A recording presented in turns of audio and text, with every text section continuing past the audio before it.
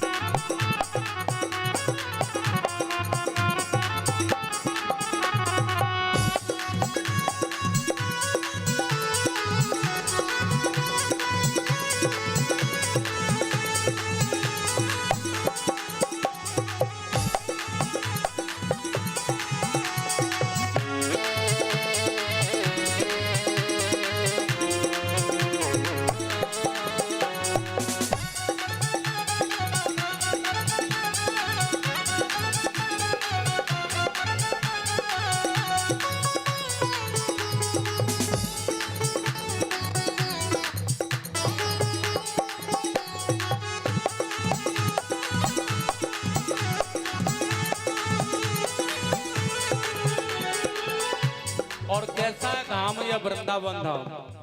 आप कभी गए? परिक्रमा जब लगती है ना, तो बहुत से भक्त तो परिक्रमा करते करते नाचते हैं, बड़े आनंद से झूमते हैं।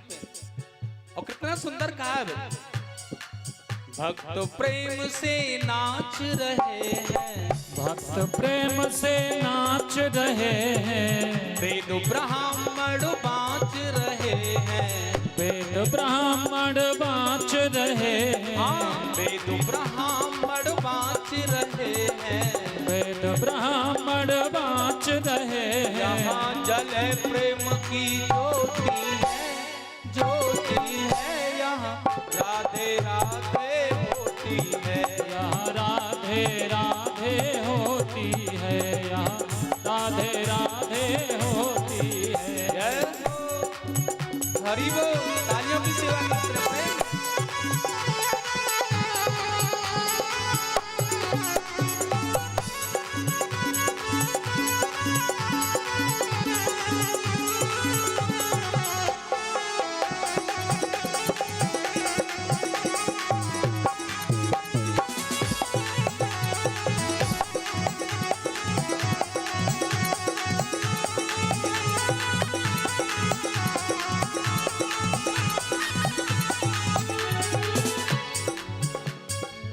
हर कोई बीज पुण्य के बोता, हर कोई बीज पुण्य के बोता, यमुना जी में लगा के गोता, यमुना जी में लगा के गोता, यमुना जी में लगा के गोता, यमुना जी में लगा के गोता, पापों को धोती है, होती है, यहाँ राधे राधे होती है, यहाँ राधे राधे होती है, यहाँ राधे राधे होती है। राधे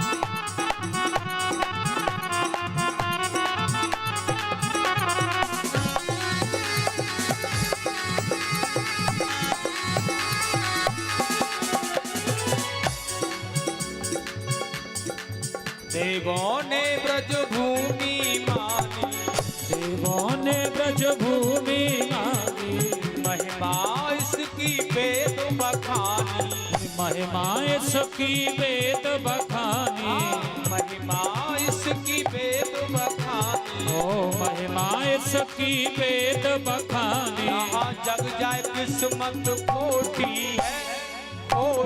है यहाँ राधे राधे होती है, यहाँ राधे राधे होती है, यहाँ राधे राधे होती है। जय हो श्री राधे।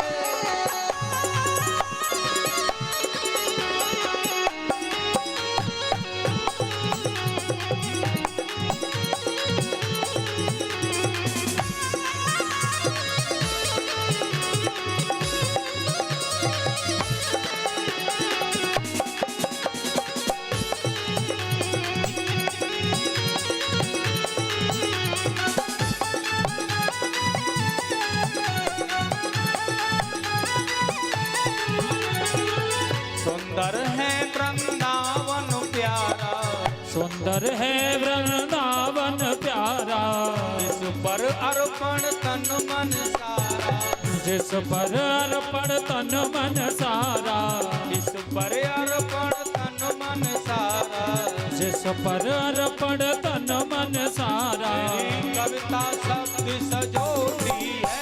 सजोती है यहाँ राधे राधे होती है, यहाँ राधे राधे होती है, यहाँ राधे राधे होती है। ओ वृंदावन सा धाम जगत में, वृंदावन सा धाम जगत में, सब धामों का मोती है यहाँ राधे राधे होती है, यहाँ राधे राधे होती है, यहाँ राधे राधे होती है, यहाँ राधे राधे होती है, यहाँ राधे राधे होती है, यहाँ राधे राधे होती है, यहाँ राधे राधे होती है, यहाँ राधे राधे होती है, यहाँ राधे राधे होती है, यहाँ राधे राधे होती है। बोले वृंदावन बिहारी लाल की जय हो। नेक जयकारा बोलने में जोर लगाया करो। हाँ। ये जयकारा बोलने में कंजूसपना दिखाने से काम नहीं चलेगा भैया। ठाकुर जी के जयकारे में तो आनंद से बोलो, प्यार से बोलो। बोलिए बांके बिहारी लाल की।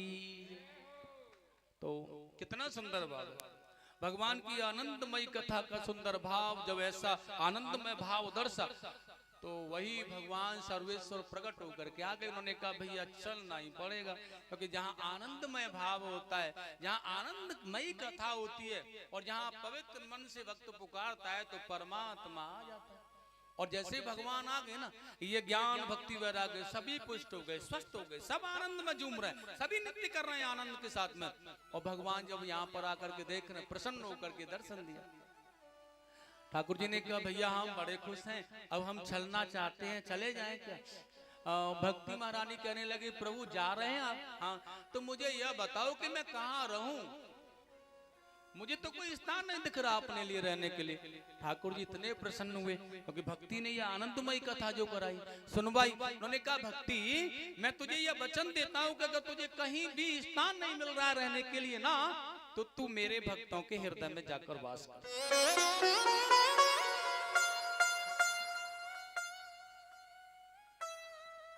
नारद जी ने कहा हमें भी कुछ देकर जाओगे या ऐसे चले जाओगे? भगवान ने कहा नारद जी आप बोलो क्या आप मांगना चाहते हो? नारद जी ने कहा प्रभु आपकी कथा है ना, यह बहुत आनंदमयी है, लेकिन मैं यह कहना चाहता हूँ, यह आपसे प्रार्थना करना चाहता हूँ कि कलिकाल के युग में यजमान आपकी सेवा, आपकी अर्चना, आपको बुलाना भूल जाएगा। तो इसलिए मेरा आपसे निवेदन है कि जहां आपकी यह कथा हो तो वहीं पर आप आकर के विराजमान हो। भगवान ने कहा नारद जी बिना बुलाए कौन आता है? यजमान बुलाए ना और फिर भी आकर के बैठे। नारद जी ने कहा तभी तो कह रहा हूं कि आपकी अद्भुतमयी कथा है, तो इसलिए मेरा कहना है, मेरा यह वरदान है आपसे, मैं मांगना चाहता हूं कि आपको कोई न बुलाए, लेकिन फिर भी आप वहां आकर बैठे, अपना स्थान लें। भगवान ने हंस करके कहा नारद ये कथा मैं ही मैं हूं और मेरे मैं ही कथा है, मैं इससे अलग कहां हूं नारद? जहां भी मेरी कथा होगी मैं अपने समस्त अवतारों के साथ में वहां उपस्थित होऊंगा नारद।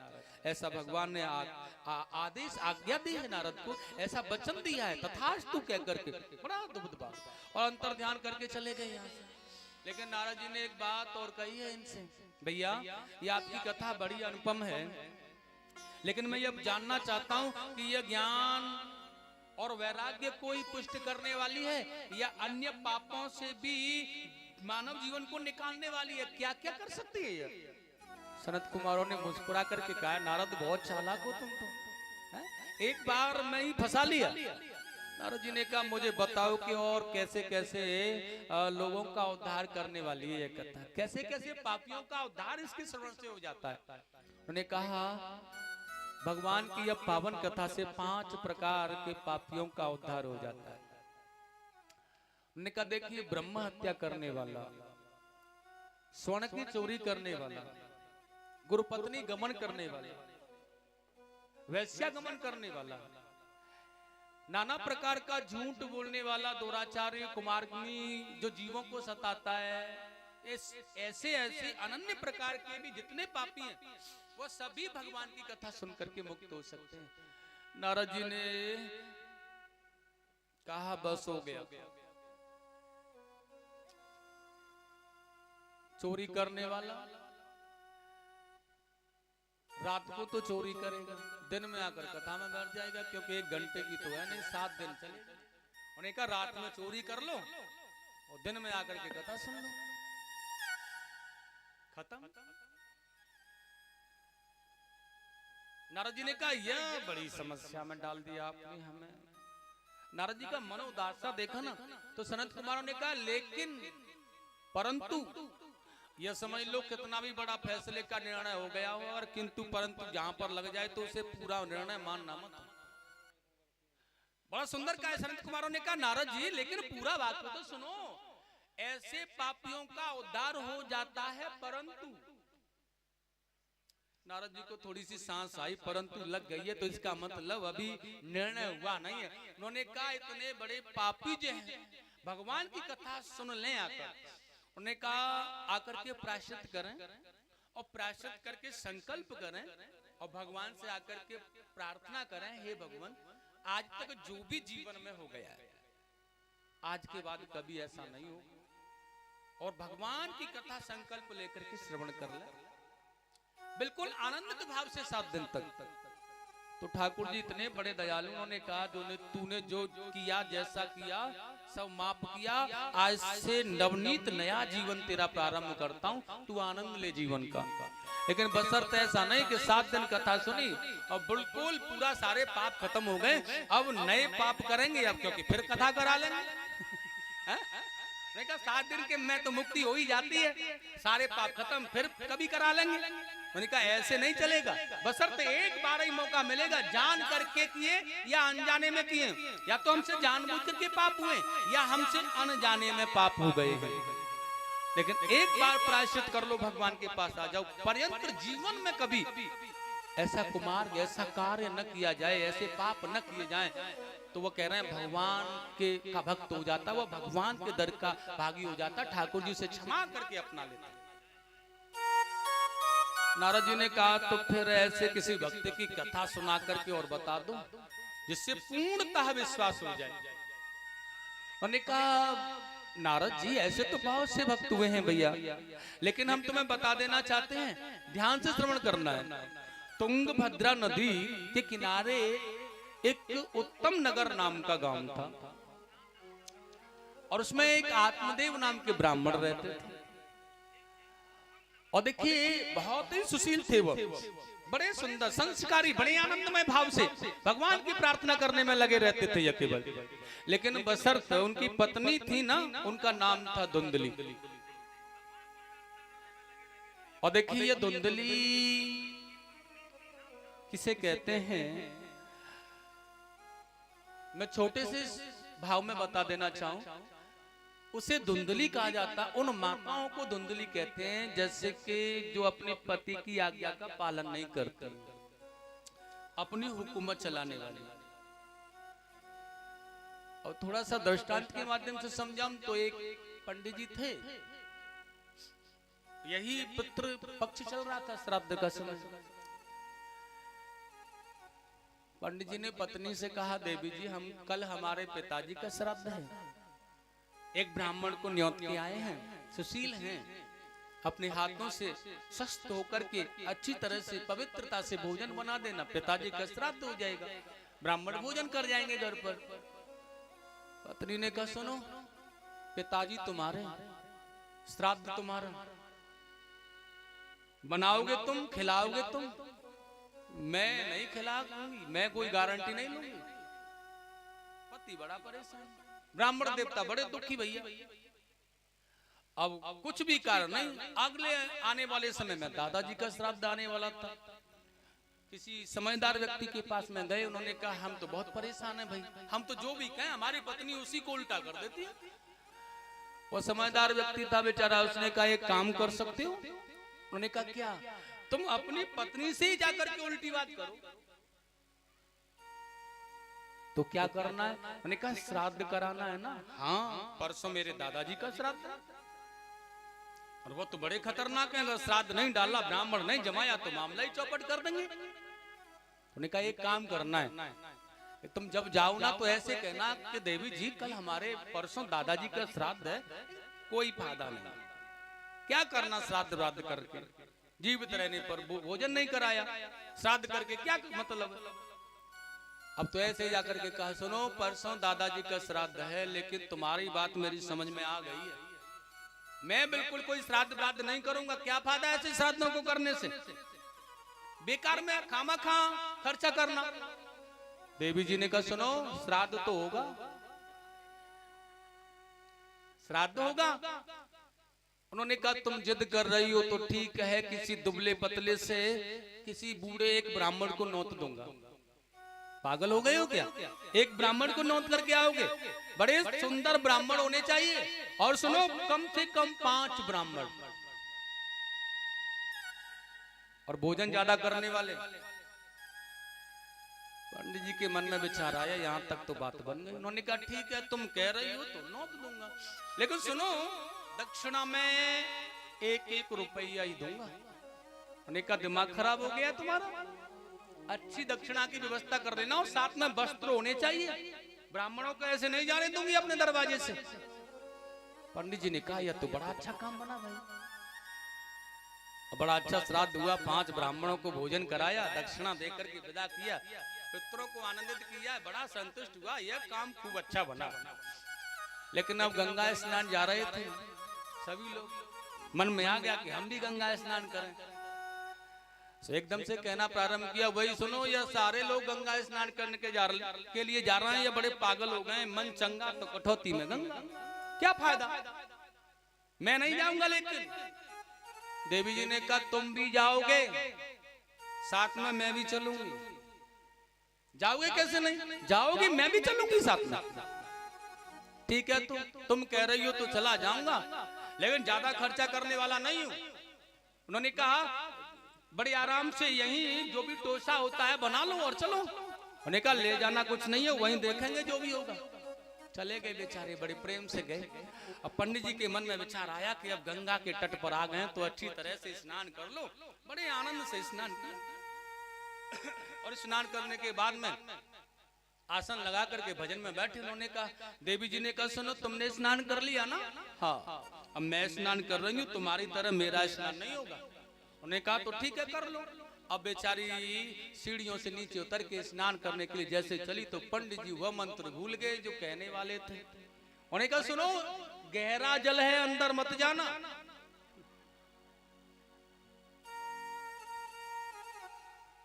पंडितानी कहने लगी तुम्हारी तरह नहीं सो लोटे को लेकर के डाल के नालू अंदर ही जाके नहाने में आनंद आता है। अब पंडित जी राम राम राम राम कह करके उन्होंने तो नेत्र बंद कर लिए और पंडितानी अंदर, उन्होंने कहा और ज्यादा अंदर मत जाओ गहरा जल है। पंडितानी कहने लगी आनंद तो गहरे जल में ही नहाने में आता है। उन्होंने कहा अब इसके बाद मत जाना, सीढ़ियां समाप्त हो जाएंगी नीचे चली जाओगी।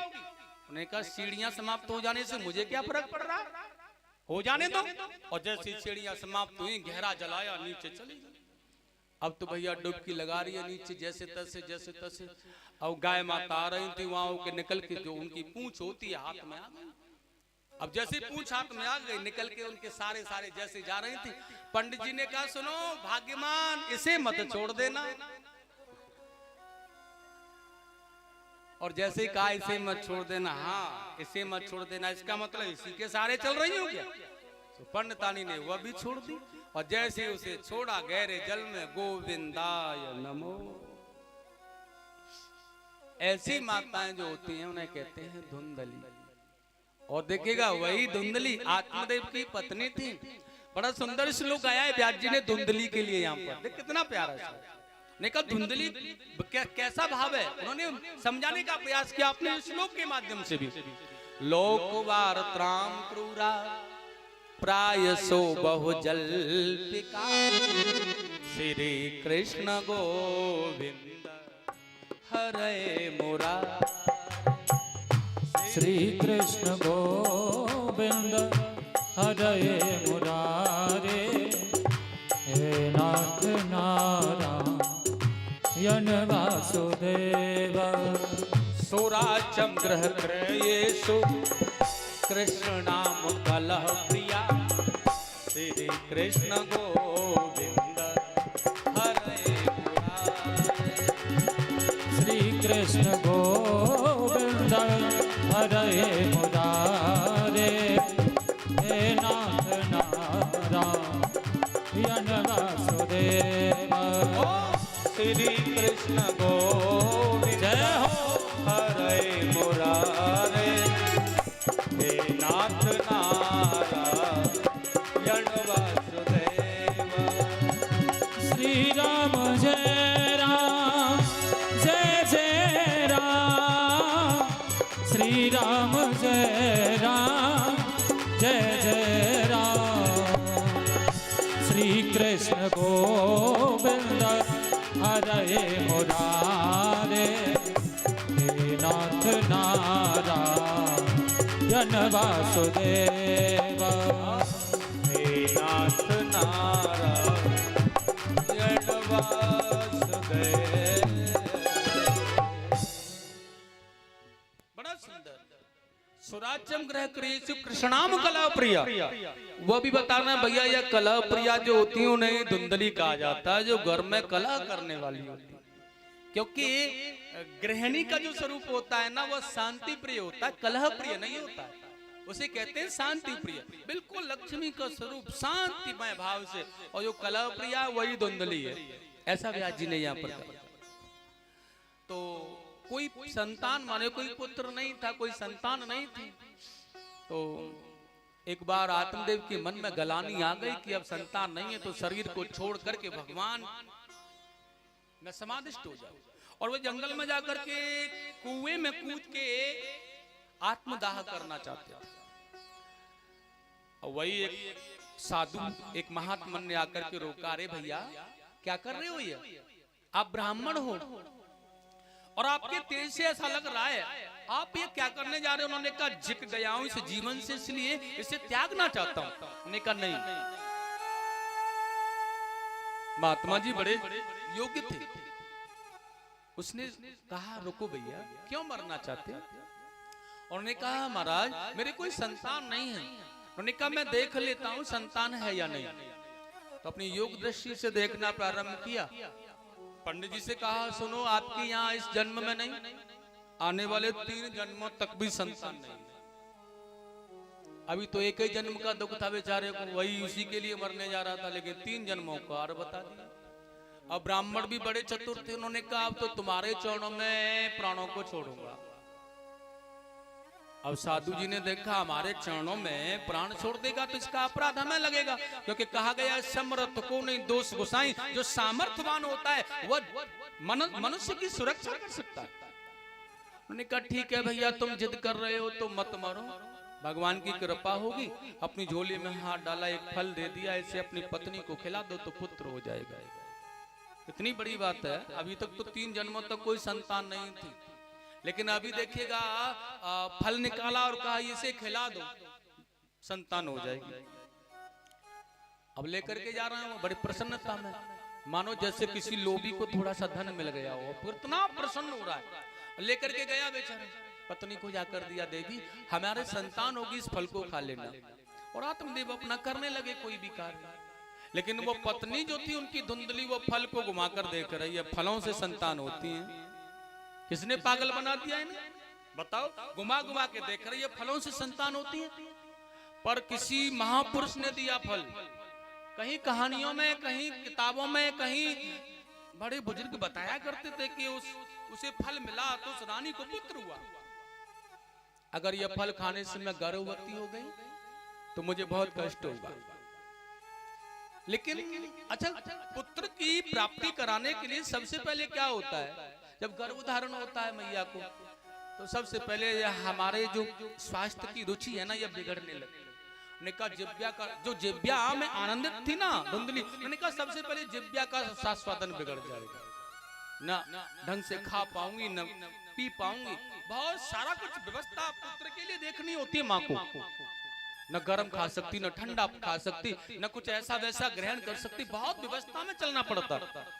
चलो उसे भी देख लेंगे।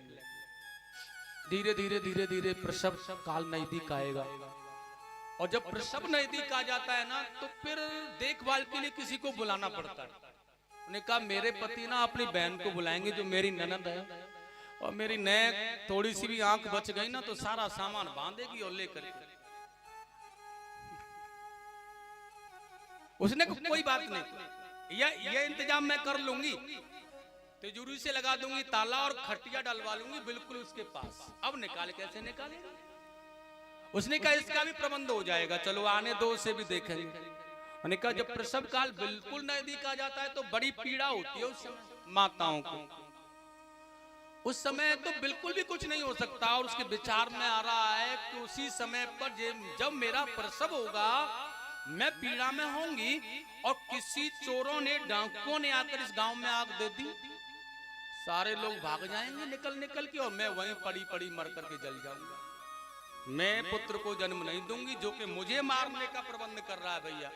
इसलिए वो फल रख दिया, नहीं खाया। मैं नहीं खाऊंगी इसे। यह धुंधली की सोच हो सकती है, बाकी और किसी माता की नहीं। केवल धुंधली जो होती हैं उनकी ऐसी सोच हो सकती है पुत्र के लिए, बाकी किसी की नहीं। अब देखिए बैठी बैठी विचार कर रही है। एक इसकी धर्म बहन थी अविद्या नाम से पड़ोसन, उसने आकर का क्या सोच में पड़ी है। उसने कहा पति ने फल दिया है, पुत्र की प्राप्ति करानी। उसने कहा एक काम करेगी क्या, मैं तुझे पुत्र दे दूंगी, मेरा पति धन का लोभी है, और तू उसे धन दे देना, तेरे यहाँ धन की कोई कमी नहीं है, और इस फल को गाय को खिला दे, परीक्षा हो जाएगी, ऐसा कर ले। धुंधली ने कहा यह काम ठीक रहेगा, बिना परिश्रम के पुत्र मिल जाएगा, और वही तय कर लिया। समय बदला, हुआ फल गाय माता को खिला दिया। और देखिए धुंधली कि जो अविद्या, जो पड़ोसी, जो बहन लगती थी, उसके जब पुत्र हुआ, उसका पति चुपके से अपने पुत्र को उसे दे दिया, और वो बहुत सा धन देकर के विदा कर दिया कि किसी से कहना नहीं है। लेकिन आज आत्मदेव को पता चला है कि हमें पुत्र तन की प्राप्ति हुई। अच्छा, किस पिता को प्रसन्नता नहीं होती, उसे पुत्र हुआ है, बड़ा प्रसन्न हो रहे हुआ। आज मेरी ठाकुर जी ने मनोइच्छा को पूर्ण कर लिया, ठाकुर जी ने मेरी प्रार्थना को स्वीकार कर लिया, और बड़ा नाच कूद बड़ी आनंद में मग्न है। देवी जी के पास में आकर के कहा सुनो यह मेरा पुत्र है, ब्राह्मणों के द्वारा बिल्कुल यही नाम निकलेगा, और सुनो मैंने सोच लिया इसका नाम मेरा नाम आत्मदेव है, लेकिन मेरे पुत्र का नाम मुझसे भी बड़ा होगा, परमात्मा देव। ये बिल्कुल परमात्मा में रमण करने वाला होगा, साक्षात परमात्मा मैं लवलीन होगा यह। लेकिन धुंधली ने विचार किया यह आत्मदेव हो या परमात्मा देव, ये दो हो गए। मैं धुंधली, मैं अकेली रह गई। अब यहाँ तो इनकी दोनों की बड़ी अच्छी घुटा करेगी, मैं अकेली कैसे काम किया करूंगी। उन्होंने कहा सुनो सुनो, मेरा पुत्र है, कष्ट मैंने पाया, परेशानी मैंने पाई, पीड़ा मैंने सहन की, और तुम आगे सा नंबरदार बन करके कि हमारा पुत्र है, हम नाम रखेंगे, मेरा पुत्र है। आत्मदेव सीधे थे, हाथ जोड़ के कहने लगे तो क्या आज्ञा है देवी जी। देवी जी ने कहा सुनो, मेरा पुत्र है, नाम मैं रखूंगी। अब बेचारे आत्मदेव ने विचार किया कोई अच्छा ही नाम होगा। उन्होंने कहा सुनो, अब वह क्या करे कि आत्मदेव परमात्मा ने अपने नाम से जोड़ करके रख रहा, मैं अपने नाम से जोड़ूंगी तो मेरी सहायता करेगा। उसने कहा मेरा नाम धुंधली है, इसलिए मेरे पुत्र का नाम होगा धुंधकारी। धुंधकारी। आत्मदेव बेचारे निराश सामान लेकर के चले गए, क्या करें, जैसी तुम्हारी इच्छा। लेकिन पुत्र हुआ, बस इसी में ला। 3 महीने बीते, पुत्र होने के बाद माता गाय के द्वारा एक पुत्र रतन की प्राप्ति हुई। आत्मदेव बड़े प्रसन्न हो रहे हैं कि हमारे यहाँ पर गाय कभी भी बछड़े नहीं देती थी, लेकिन आज वो बछड़े की जगह पर पुत्र रतन की प्राप्ति करा रही है। और देखिए पुत्र भी कैसा है, कितना अद्भुत, कितना आनंदमय है। उसके कान गौ के समान है और सारा शरीर मानव के जैसा है। और आत्मदेव जी ने बड़ी प्रसन्नता के साथ में कहा भैया धुंधली का पुत्र धुंधकारी तो गौ माता का पुत्र है ना, इसका नाम भी गौ माता से जोड़ करके रखूंगा, इसलिए उसका नाम रखा है गौकर्ण। और देखिए गौकर्ण किसे कहते हैं, कौन होता है गौकर्ण। मैंने कहा गौ माने वाणी और कर्ण माने ये कर्ण इंद्री। मैंने कहा कान माने कान इंद्री से कथा सुनने वाला, वाणी से कथा कहने वाला, यह गौकर्ण होता है। उन्होंने कहा एक गौ माने होती है गाय और कर्ण माने कान। जो गाय का पुत्र है लेकिन कान उसके गौ के समान है, वो गौकर्ण होता है। और ये दोनों ही कृपा पात्र मैं था गौकर्ण। धीरे धीरे जब पढ़ने लिखने की व्यवस्था में जब गए, नामकरण होने के बाद जब शिक्षा होने लगी तो गौकर्ण बहुत सुंदर अध्ययन करते हैं। और धुंधकारी तो भैया धुंधकारी है, वह जो गुरुकुल में आचार्य होते हैं उनको अपशब्द बोलता है, बच्चों को खिलाने बहाने ले जाता है, कुएं में धक्का दे देता है, मार्ग में कांटे लगा देता है, पड़ोसियों को गालियां देता है। धीरे धीरे उत्पात में धुंधकारी बढ़ता गया और गौकर्ण का धीरे धीरे विवेक रूपी ज्ञान बढ़ता गया। यह धुंधकारी उत्पात करता रहा और यह गौकर्ण विवेक रूप आनंदमय अपने पिता से भी श्रेष्ठ योग्य ज्ञान में हो गए। और देखिएगा यह बहुत बड़ा दुष्ट बन गया है धुंधकारी। ब्याजी ने कहा है भैया गौकर्णो पंडितो ज्ञानी धुंधकारी महाखल। खल माने होता है दुष्ट, दुष्ट जैसी आचरण करने वाला, पापी, दुराचारी, राक्षस जैसी प्रवृत्ति जिसके अंदर होती है वो होता है खल। लेकिन धीरे धीरे गौकर्ण तो इतना आनंदमय हो गया क्यों उनके पिता से भी बढ़कर के जब ज्ञान हुआ तो सारे नगर के लोग उन्हीं को पूछने लगे। आने वाले समय में देखिए एक दिन जब इसके व्यवसाय बढ़ने लगे तो धुंधकारी ने अपने पिता से धन मांगना प्रारंभ किया और मांगते मांगते सारे धन का हरण कर लिया। और जब कुछ भी नहीं बचा तो अपने पिताजी को बहुत जोर से पीटा, घर से बाहर निकाल दिया। जब तुम्हारे पास में कुछ है ही नहीं तो तुम यहाँ करोगे क्या, निकल जाओ यहाँ से। और जब ये बेचारे निकल के जा रहे हैं तो अपने पिता आज अपने पुत्र गौकर्ण के पास में जाकर के रोने लगे। पुत्र मैं अपने जीवन में क्या करूं। गौकर्ण ने कहा पिताजी आप निराश क्यों हो रहे हैं, सबसे सरल है भगवत कृपा। किसी भी परिस्थिति में परमात्मा का साथ न छोड़ना, भगवान गोविंद की भगवत कृपा को प्राप्त कर लेना ही सत्यता है पिताजी, इसलिए आप परमात्मा की कृपा प्राप्त करें। लेकिन गौकर्ण ने कहा भगवान सरल हैं। आत्मदेव ने कहा पुत्र कैसे प्राप्त होंगे भगवान, मेरे अंदर मन बड़ा मैला बना हुआ पड़ा है, मेरे आखिरकार मेरे पुत्र ने मुझे पीटा है, ये घाव मैं कैसे दूर कर पाऊंगा अपने जीवन से, इसलिए मैं बहुत परेशान हूं, मेरी परेशानी का हल बताओ। लेकिन यह पीड़ा कितनी बड़ी है इसे कोई सहन नहीं कर सकता। एक बार की बात है गौकर्ण जी ने कहा, धुंधकारी के विषय में बोल रहे आत्मदेव ने कहा गौकर्ण एक बाजार था, उसमें दो दुकानें थी।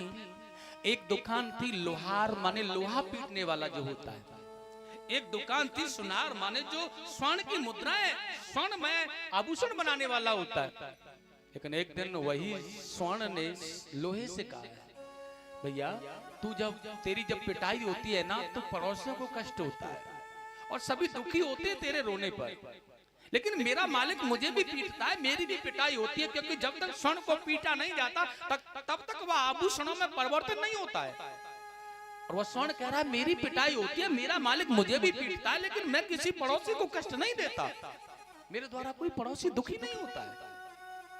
लेकिन तुम्हारी पिटाई जब होती है ना तो तुम बहुत रोते हो, मुझे कष्ट होता है, पड़ोसी भी परेशान होते हैं, आखिरकार इतना रोना धोना इतना चिल्लाना क्यों, उसे सहन किया करो ना। लोहे ने स्वर्ण से कहा इसे तुम नहीं समझोगे। स्वर्ण ने कहा मुझे बता दो क्यों रोते हो, अन्यथा फिर रोना बंद कर देना। लोहा कह रहा है रोना बंद नहीं हो सकता है, क्योंकि स्वर्ण से लोहे ने कहा है तुम्हारी जो पिटाई होती है ना भैया, वह तुम्हारे अपनी बनी हुई हथौड़ी से नहीं होती। तुम्हारा मालिक जब तुम्हें पीट रहा होता है ना, वह लोहे की हथौड़ी लोहे की छड़ी से पीटता है। स्वर्ण कभी स्वर्ण से नहीं पीटा जाता, स्वर्ण को उसका जो मालिक पीटता है वह लोहे की छोटी हथौड़ी से पीटता है और उससे कोमल बनता है। तू दूसरों से पीटने के बाद कोमल बनता है, तुझे दुख नहीं होता, लेकिन मेरी जो पिटाई होती है ना, मुझे पीटने वाला होता है ना, वो मेरा अपना होता है। और मुझे दुख इस बात का होता है कि अगर मैंने तुझे पैदा न किया होता ना तो तू मुझे नहीं पीट रहा होता। और इसलिए मैं तड़पता हूँ, मैं रोता हूँ, मैं चिल्लाता हूँ कि मैंने तुझे पैदा किया, मुझे तू पीट रहा है, मुझे तू मारता हुआ जा रहा है, मैं उस दुख से ग्रसित हो जाता हूँ, इसलिए चीत्कार करके रोता हूँ। और आत्मदेव वही रो करके कह रहा है आज मेरे पुत्र ने मुझे बहुत सताया है, बहुत पीटा है। मैंने अपने जिस पुत्र के लिए जिसे पैदा किया, जिस पुत्र के लिए मैंने सर्वस्व त्याग दिया, जिस पुत्र के लिए मैंने सब कुछ किया, आज उसी पुत्र ने मुझे कष्ट दिया है। ये इतना बड़ा दर्द है मेरे सीने में, मेरे हृदय में कि वो निकाला नहीं जा सकता पुत्र। लेकिन आज गौकर जी ने भी बड़े अच्छी समझदारी से काम लिया अपने पिता के दुख को निकालने का। पिताजी संसार में केवल अपना विवेक अपना कार्य करता है, किसी दूसरे का विवेक नहीं कार्य करता। इसलिए मेरी आपसे प्रार्थना है आप अपने विवेक के द्वारा अपनी इंद्रियों को जागृत करो और संसार को छोड़ करके परमात्मा मय हो जाओ। मैं सत्य कह रहा हूं पिताजी, आपके जीवन का दुख निकल जाएगा। संसार में सारे दुखों को निकालने वाला एक ही सत्य है, एक ही स्थान है, वह है परमात्मामय। तापत्रय विनाशाय श्री कृष्णाय वयम नमः। उस गोविंद की शरण में चले जाओ, वो सारे तापों को सारे दुखों का निवारण कर देंगे। और आज विवेक के ज्ञानी महाज्ञानी भगवान कि जैसे आनंदमय भाव अपने पिता को उपदेश करते हुए गौकर्ण जी ने उनके मन को बिल्कुल साफ करके परमात्मा की ओर जोड़ दिया और वह जंगल में जाकर के हरि चर्चा भागवत कृपा करने के लिए बैठ गए। और जब भगवान की कृपा ऐसी हुई, जब मन उनका भजन करने में लगा, भगवान के भाव में जुड़ा, तो भगवत कृपा प्राप्त हुई और भगवान के श्री धाम के लिए जगह। साथियों, परमात्मा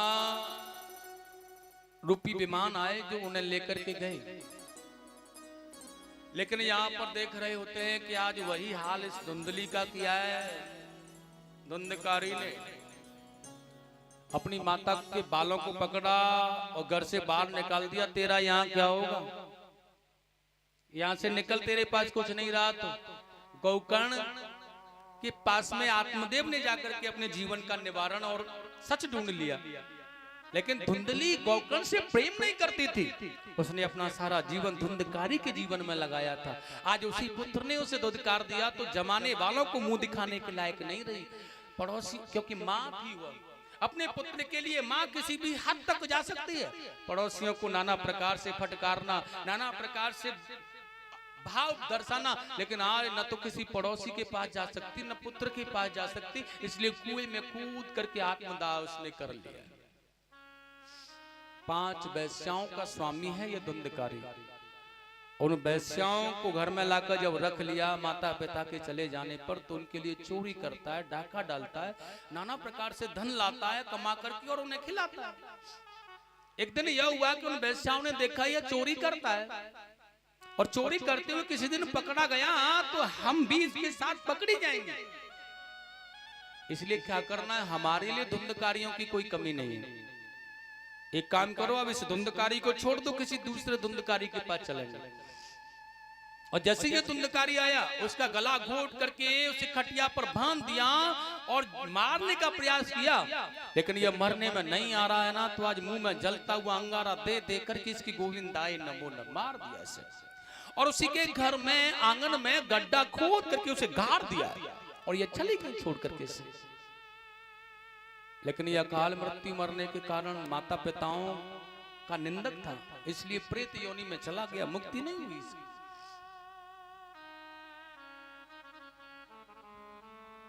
लेकिन वही गोकर्ण जी तीर्थ यात्रा करने गए हुए थे,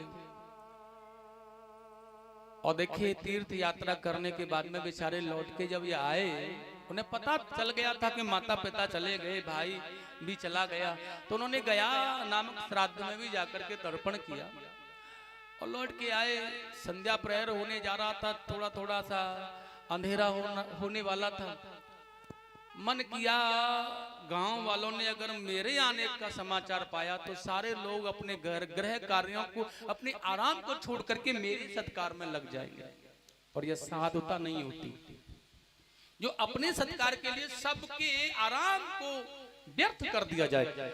इसलिए चुपके से कंबल ओढ़ करके अपने ही घर में जाना प्रारंभ किया, और जैसे अपने घर में जाकर खटिया डाल के आराम करना चाह रहे थे तो वहीं अनेकों ना अनेक प्रकार की आवाज करता हुआ कोई व्यक्ति सुनाई देने लगा। उन्होंने कहा भैया तू मुझे क्यों परेशान कर रहा है, कौन है तू? मैं रात्रि भर यहाँ विश्राम करूंगा, प्रातः काल चला जाऊंगा। लेकिन वो बार बार परेशान कर रहा है, तो इन्होंने अपने कमंडल से जल लेकर के उसके ऊपर छिड़का है, और जैसे जल छिड़का आया पवित्र होकर के अभिमंत्रित जल से बड़ा सुंदर वाक्य बोल रहा है धुंधकारी। और देखिए कितनी सुंदर भाषा में इसने कहा है, आज यह लिखा है व्यास जी ने,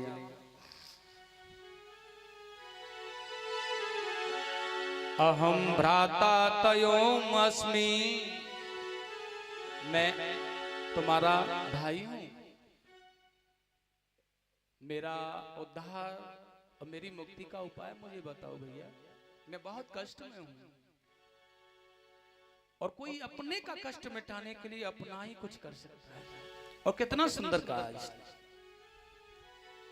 अहम भ्राता तयोम अस्मि धुंधकारित नामत, श्री कृष्ण गोविंद हरे मुरारे, श्री कृष्ण गोविंद हरे मुरारे, हे नाथ नारायण वासुदेव, स्वयं ज्ञान बुद्धोषेण रामकं नासितं मया, श्री कृष्ण गोविंद हरे मुरारे, श्री कृष्ण गोविंद हरे मुरारे, हे नाथ नारायण वासुदेव, गोविंद जय जय बोल, जय हो गोपाल जय जय, राधा रमण हरि गोविंद जय जय, गोविंद जय जय बोलो, गोपाल जय जय, राधा रमण हरि गोविंद जय जय, राधा रमण हरि गोविंद जय। अहम भ्राता तयोम अस्मि धुंधकारित नामत, मैं तुम्हारा भाई हूँ, मेरा नाम धुंधकारी है, और मैं अपने ही पापों के कारण स्वयं क्या नाम दोषीण, अपने पाप स्वयं के पाप कि कारण इस योनि में आ गया हूँ, प्रेत योनि में चला गया हूँ भैया, मैं बहुत बड़ा पापी हूँ, माता पिता को सताने वाला हूँ, मेरा उद्धार नहीं हो सकता। मैं आपसे प्रार्थना कर रहा हूँ, आप मेरी मुक्ति का उपाय सोचो कोई। गोकर्ण ने कहा भैया मैंने तो तेरे लिए इस गया में श्राद्ध किया था, थोड़ा सा रात्रि में विश्राम करने दे, प्रातः काल होते ही मैं तेरी मुक्ति का साधन ढूंढूंगा। और देखिए प्रातः काल हुआ है तो रक्ष्मियां दे रहे थे, त्रिकाल संध्या करने का भाव था, तो भगवान भास्कर को पल मात्र के लिए निवेदन किया, रोका है, मेरे भाई का उद्धार कैसे होगा बताओ मुझे। उन्होंने कहा भैया तुम्हारे भाई का उद्धार होने का एक ही का सत्कर्म करो, और वह सत्कर्म क्या है, श्रीमद् भागवत कथा सुना दो, मुक्ति हो जाएगी इसकी। सबसे बड़ा सत्कर्म है, देखिएगा प्रेत मुक्ति को कराने का श्रीमद् भागवत सबसे बड़ा एक सरल उपाय है। किसी भी साधन से जब वो प्रसन्न नहीं हो पा रहा है, किसी भी प्रयास के द्वारा वो प्रसन्न नहीं हो पा रहा है, तो यह केवल एक कार्य है सत्कर्म, जो बड़ा सरल है, आनंदमय हो जाता है। और देखिएगा आज बड़े सुंदर भाव में वही कथा का आयोजन किया जा रहा है, श्रीमद् भागवत। बड़ा अच्छा पंडाल है, बड़ी अच्छी व्यवस्था है, बहुत। अब गोकर्ण जी के द्वारा कथा होने जा रही है, अपने भाई के लिए यह कथा करेंगे। तो देखिएगा जब तक यह व्यास जी का आगमन यहाँ हो रहा है ना कथा प्रारंभ करने के लिए, तब तक भगवत प्रांगण में इतनी भीड़ है कि जिसका कोई जवाब नहीं।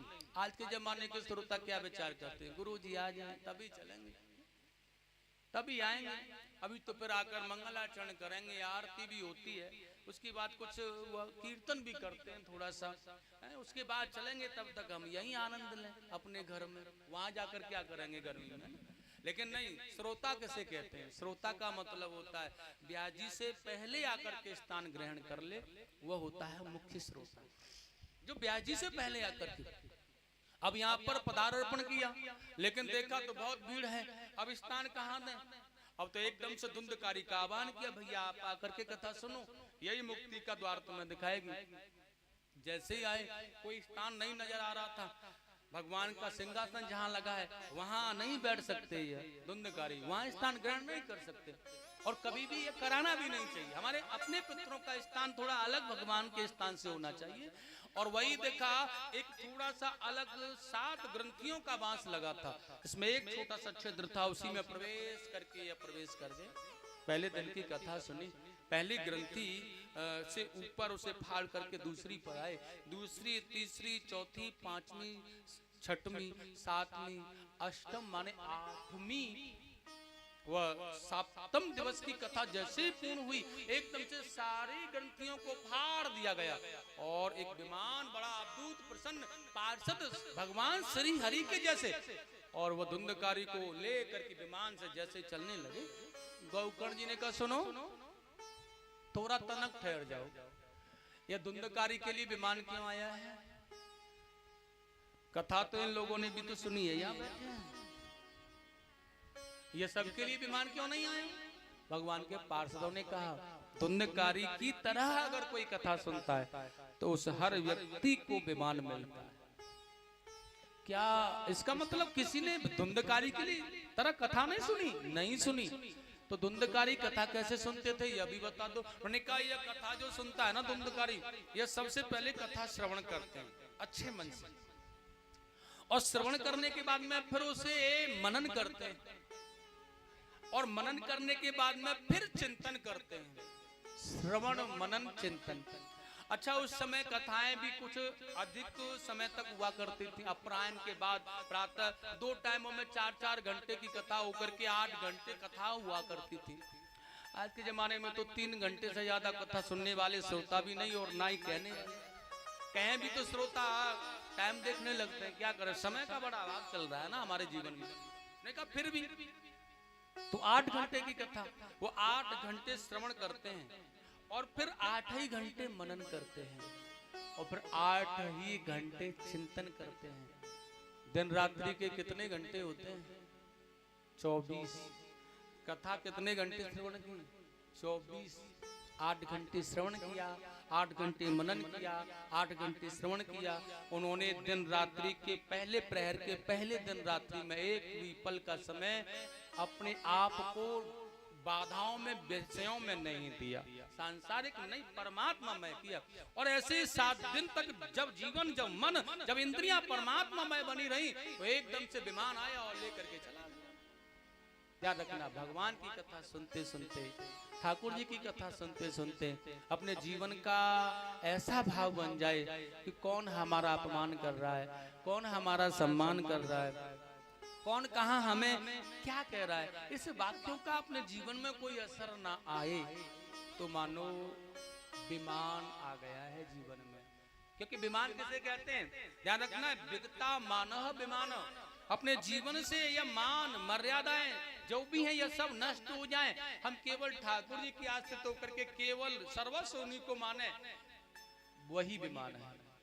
और इसके लिए हमें कथाएं सुननी होंगी, क्योंकि कथाओं के माध्यम से हमारे जीवन के यह शत्रु नष्ट होते हैं धीरे धीरे। तो इस प्रकार से धुंधकारी मुक्ति को पा करके गए, उनका उद्धार हुआ है। और देखिए उसके बाद नारद जी ने एक प्रश्न और किया है, इसी के साथ हम भी कथा को विराम करेंगे। और वो प्रश्न है, गुरुदेव यह भगवान की कथा कैसे करानी चाहिए? उन्होंने कहा भैया सबसे पहले भगवान की कथा कराने के लिए मन में दृढ़ संकल्प होना चाहिए। ऐसा संकल्प होना चाहिए जिसे कोई भी समाप्त न कर पाए, कोई भी समाप्त। भगवान की कथा करानी है, केवल यह संकल्प मन में बन जाए। और जब यह मन में संकल्प बन जाता है तो ठाकुर जी बहुत अच्छा करते हैं। कोई भी मिटाने वाला ही न हो संकल्प को, दृढ़ संकल्प होना चाहिए मन में। और जब हमारे मन में दृढ़ संकल्प हो तो किसी हमारे मन के भाव से किसी हमें उचित आचार्य से मिलना चाहिए, उनसे समय तारीख जो भी नियुक्तिकरण करना चाहिए। इसकी तैयारी भी 1 महीने का लगभग समय तो कम से कम होना चाहिए। तैयारियां आसपास पड़ोसियों को, रिश्तेदारों को, संगे संबंधियों को, मित्रगणों को, जहां तक भी हमारी पहुंच है सबको आमंत्रित करो। अमुक समय से हमारे यहाँ भगवान का पदार्पण हो रहा है, आप आकर के सादर आमंत्रित हैं। किसके लिए बताओ? भंडारे के लिए। किसके लिए आमंत्रित करना है? भगवान की कथा सुनने के लिए। भंडारे के लिए आमंत्रित करोगे तो भंडारे में ही आएगा। उन्हें कहा क्या करना भंडारा तो उस दिन का तभी चले। आप सादर आमंत्रित हैं, हमारे यहाँ अमुक समय से ठाकुर जी का पदार्पण है, कथा हो रही है भगवान की, आप आकर के कथा श्रवण करें। उसके बाद देखा जाएगा क्या होगा, क्या करना है। और कथा सुनोगे तो फिर प्रसाद तो भगवान का मिलता ही है, इसलिए करें। और आजकल हम भूल कर जाते हैं। उन्होंने कहा हमारे यहाँ फलाने दिन का भागवत जी हो रही है तो भंडारा आया, आप आना। अक्सर करके यही कहते हैं। तो इसलिए हमें और साथ ही साथ ऐसी भावना बना करके मन में चलनी चाहिए कि हमारा पूरा परिवार जो है इस कार्यक्रम में, सत्कर्म में, चाहे हमें उसके सामने घुटने टेकने पड़े या हमें उसे किसी भी प्रकार मनाना पड़े, वह सारा परिवार, सारा कुटुंब जो भी होता है वह सम्मिलित ही हो जाए। ऐसा प्रयास भरपूर कर देना चाहिए, भरपूर प्रयास ऐसा कर देना चाहिए। वाकई तो ठाकुर जी की मर्जी क्या होना है। और बड़े अच्छे मन से समय धीरे धीरे नजदीक आता जाता है। और देखिए जब समय नजदीक आ जाए तो बहुत अच्छी तरह से वो व्यवस्था होनी चाहिए वहाँ श्रोताओं के लिए, आचार्यों के लिए, संगीताचार्यों के लिए, अतिथियों के लिए। और समय नजदीक आने पर व्यास जी को उनके स्थान से लेकर के भागवत जी के सहित, ठाकुर जी के सहित आना चाहिए। और फिर उचित व्यवस्था उनकी होनी चाहिए। और अमुक समय से नवग्रह पूजन, षोडश मात्र का पूजन, सर्वतोभद्र पूजन आदि आदि देवताओं के विधान से ठाकुर जी का पूजन, श्रीमद् भागवत पूजन आदि उपस्थित देवताओं को पूजन माध्यम से बुलावा दो, उन्हें बिठा लो। बिठाल करके फिर बहुत सुंदर यात्रा करो भगवान की, सबको पता चल जाए, जिससे प्रभात जिसे बोलते, प्रभात फेरी जिसे बोलते, जिससे मन की गिलानी निकलती है। लोग कोई अपना शत्रु भी होता है तो उसके मन में भी यह भाव आता है भाई बड़ा अच्छा कार्य है, चलो सुन ही लेते हैं, नहीं तो बाहर से ही सुन लेते हैं। और धीरे धीरे आकर के कथा प्रथम दिन सुनो, द्वितीय दिवस, तृतीय दिन, बड़े आनंद के साथ में कथा को श्रवण करते रहो। और वही विधान ठाकुर जी का भोग लगाना, ठाकुर जी की सेवा करना, वह सब विधान से चलता रहना चाहिए। अपने जीवन में कोई कमी नहीं आनी चाहिए। और देखिए, हमें बाजार की खाद्य पदार्थ वस्तुओं को बहुत अधिक ग्रहण नहीं करना चाहिए। हो सके तो जमीन पर सोना चाहिए, जमीन पर ही बैठना चाहिए, खटिया का तो प्रयोग ही नहीं करना चाहिए। और बहुत से विषय जो हमारे जीवनों में होते हैं वह सारे विषय दूर होने चाहिए। मुंह से अपशब्द नहीं कहना चाहिए, किसी को डांटना, फटकारना, मारना, पीटना यह नहीं होना चाहिए। हमें कहीं भी जाना नहीं चाहिए, कहीं भी किसी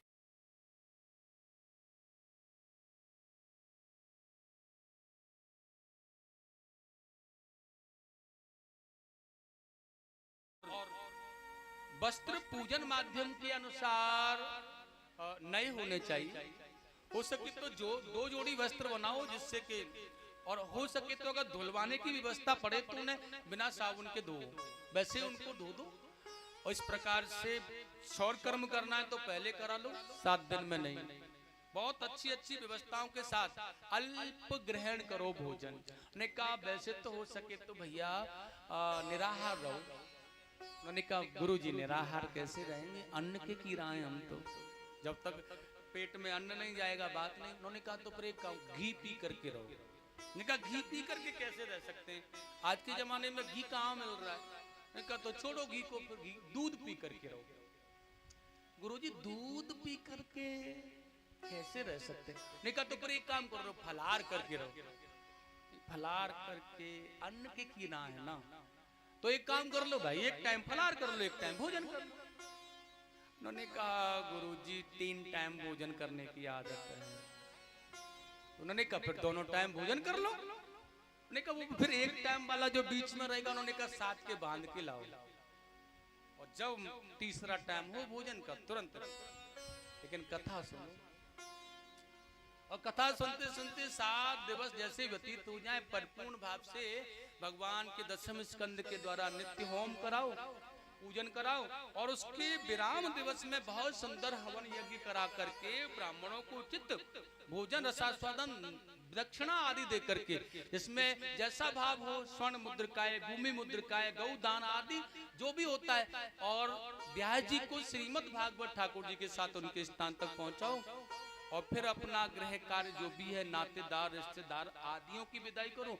और फिर हो सके तो गंगा स्नान करो, और पवित्र मन से संकल्पित भाव से इस अनुष्ठान को पूरा करो। यह बहुत छोटा सा और तनक सा सूक्ष्म सा उपाय श्रीमद् भागवत के विधान का है, अनुष्ठान का है, श्रीमद् भागवत कथा कराने का। बाकी भैया अगर भागवत जी के अनुसार यह अनुष्ठान का विधान बताया जाए तो न तो आज तक कोई करा पाया है और ना ही करा पाएगा। इसलिए यह सूक्ष्म है, बहुत छोटा सा विधान। तो इस प्रकार से भगवान की यह कथा करानी चाहिए। लेकिन मन में दृढ़ता हो तो, किसी ने कहा भगवान की कथा करानी, काय को करानी भगवान की कथा है, बेकार में खामखा पैसा खर्च कर रहा है। क्योंकि भैया भगवान की इस कथा में लगभग एक कन्या के विवाह में जितना धन खर्च होता है, उतना धन खर्च धीरे धीरे हो ही जाता है। ऐसा सात्विक यज्ञ है यह श्रीमद् भागवत सप्ताह ज्ञान यज्ञ।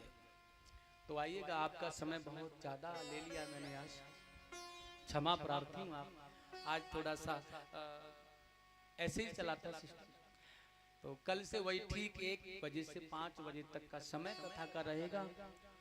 और बहुत अच्छे भाव से आप लोग इंतजार ही मत करते रहना कि गुरुजी या ब्यास जी आ जाएं तो तभी चले। अच्छे श्रोताओं की पहचान होती है पहले ही आकर के बैठना। ऐसा नहीं कि मैं वहाँ सोचता रहूं कि अभी 2-4 श्रोता और आ जाएं तो ही चलें। आप सोचते रहे ब्यास जी चले जाएं तभी चलें, इसमें तो समय निकल जाएगा। तो इसलिए आप बड़े आराम से 1 से 5 बजे तक का समय है। नित्य पूजन पद्धति आदि का हवन आप लोगों को, जिन माताओं ने कलश धारण किए हैं, कलश उठाएं, वह संध्या प्रातः कलशों की पूजन पद्धति को किया करें। जैसे कि आपने कभी उठाए हो, करते हैं सुबह, उसमें जल करना, धूप नैवेद्य आदि से पूजन करना, रोड़ी गुड़ आदि जो। और यहाँ भगवान की परिक्रमा जो 108 लगती है, एक एक परिक्रमा भगवान की पवित्र मन से देना। ऐसा नहीं कि भगवान की तो परिक्रमा दे रहे हैं मन गर्भ पर है, जल्दी जल्दी दे, परेशानी हो जाएगी खड़ी, मन पवित्र हो। तो वहां कहना एक परिक्रमा, एक एक परिक्रमा श्रीमद् भागवत जी की देने का फल है। कपिला माने कपिला गाय दान करने का, और 108 परिक्रमा दें तो माने हजारों कपिला गाय दान करने का फल। लेकिन उसमें हरि कीर्तन होना चाहिए। बात मैंने देखा, माताएं बातें करती जाती है, परिक्रमा चल रही है डाल दिया, फिर परिक्रमा चल रही है डाल, बातें अपने घर की कि वहां ऐसे हुआ था, वहां उसने ये किया, वहां ये नहीं होता है ना। भगवान का कोई भी मंत्र का जाप करो, गुरु मंत्र का जाप करो, कोई भी कीर्तन बोलो, ऐसे करना। और शाम को अब तो हो ही गया तुम्हारा समय, आरती हो ही जाएगी, हो सके तो आप जला देना दीपक।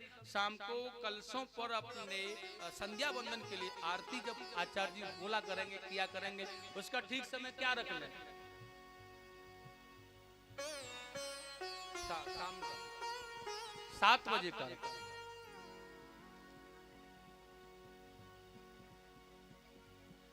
नहीं नहीं देखो मैया, परीक्षित यही थोड़ी है, परीक्षित तो सारे श्रोता हैं जितने भी। परीक्षित किसे कहते हैं? परीक्षित माने जो भगवान का मुख्य रूप से श्रोता बनकर के कथा सुन रहा है, वो हर जीव परीक्षित है।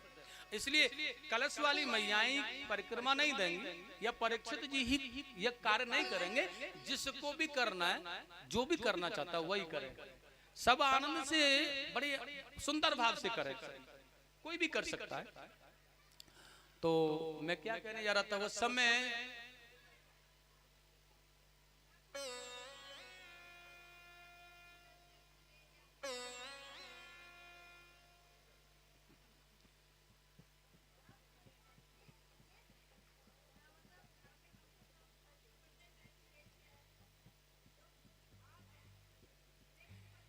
भाव का भूखा हूं मैं, भाव मेरा सार है, और जिसने भजा है भाव से उसका बेड़ा पार है।